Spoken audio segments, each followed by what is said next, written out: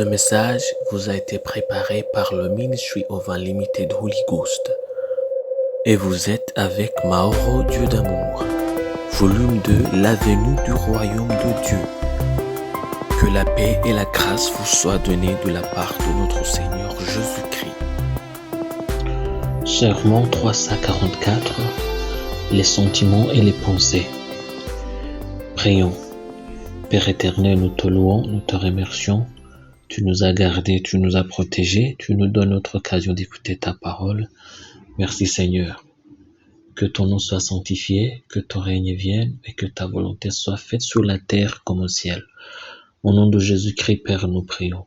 Que par ton Esprit Saint, tu ouvres nos cœurs, tu ouvres nos pensées, nos oreilles, afin que nous puissions écouter et comprendre ta parole. Nous voulons, Père, être guidés et dirigés par ton Esprit Saint.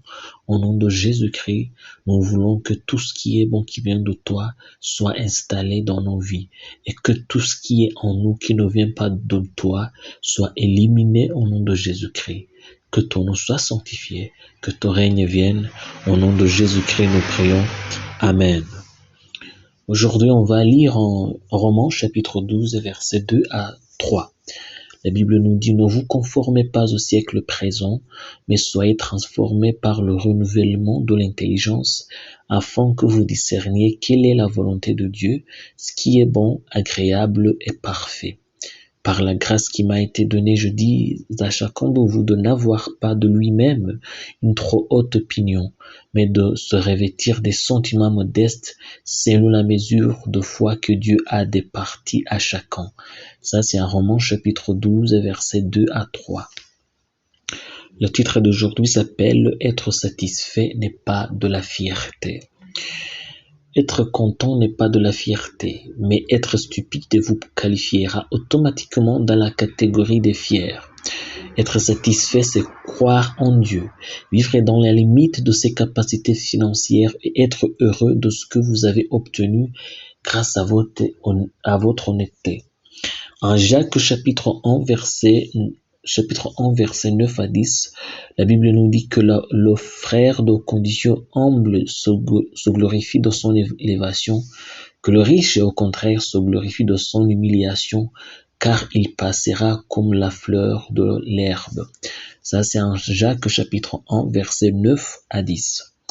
Ce ne sont souvent pas les forces extérieures qui nous maintiennent à terre, non, mais des forces internes qui nous disent sans cesse que nous ne sommes pas assez bons, pas assez forts ou pas assez riches.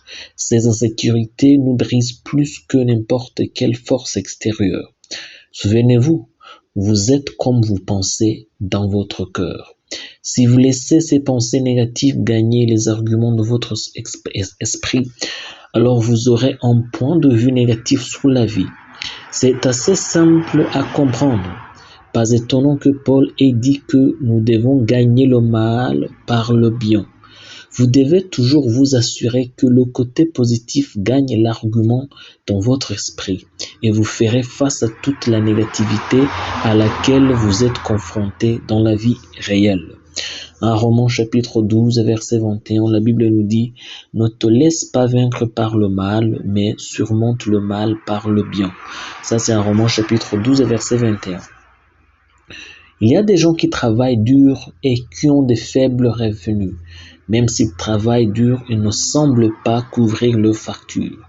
Ils ne boivent pas, ne jouent pas, n'essaient même pas de mener une vie coûteuse et pourtant, ils ne parviennent pas à joindre leurs deux bouts.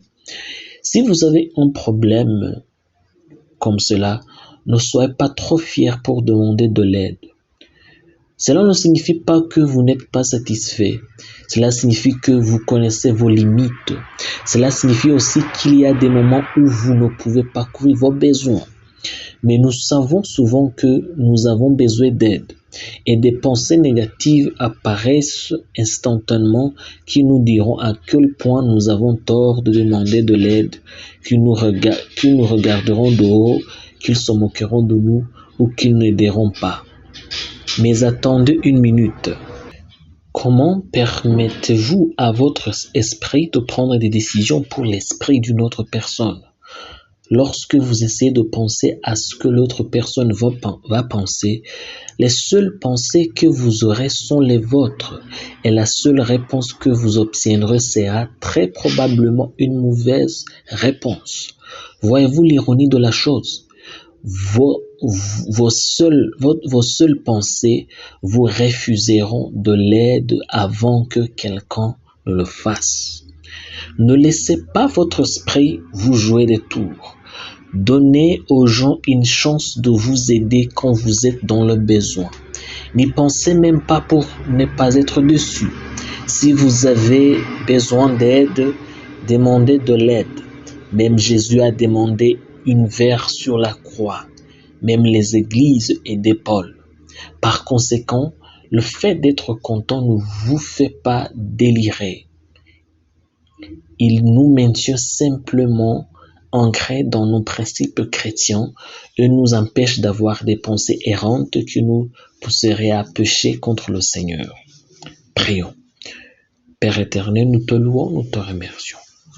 Que ton nom soit sanctifié, que ton règne vienne et que ta volonté soit faite sur la terre comme au ciel. Père céleste, nous prions que tu ouvres nos yeux afin que nous puissions voir les situations à travers tes lentilles et non à travers les nôtres, afin que nous puissions avoir une même compréhension que celle de toi dans tout ce que nous faisons, afin que nous puissions faire ce qui est bon et agréable à propos de ta volonté. C'est au nom de Jésus-Christ que nous prions. Amen. La promesse d'aujourd'hui est en Philippiens chapitre 2 verset 5 où la Bible nous dit « Ayons en vous les sentiments qui étaient en Jésus-Christ ». Que Dieu vous bénisse d'être avec nous, qu'il vous bénisse d'avoir écouté sa parole. Je prie pour vous au nom de Jésus-Christ, que l'amour de Dieu reste avec vous, que l'amour de Dieu reste avec vous, que le Seigneur vous remplisse de son Esprit Saint, de sa parole, de l'amour, de l'humilité, de tout ce qui est bon qui vient de l'Éternel. Au nom de Jésus-Christ, je prie pour vous, que vous ayez la compréhension de l'Éternel. Je prie pour vous que votre mentalité soit changée en forme de celle de Christ. C'est au nom de Jésus-Christ que je prie pour vous, que vous soyez bénis. Au nom de Jésus-Christ, je prie. Amen. Soyez un partenaire de Dieu. Suivez et recommandez notre page Facebook et notre chaîne YouTube. Partagez la dévotion avec vos proches. Lisez et écoutez tous les jours et vous verrez vraiment Dieu dans votre vie. Que Dieu vous bénisse. Vous pouvez trouver les links dans la description du vidéo en dessous. Cet message vous a été préparé par le Ministry of Unlimited Holy Ghost et vous a été présenté par Maoro Dieu d'amour. Que la paix et la grâce vous soient données de la part de notre Seigneur Jésus-Christ. Amen.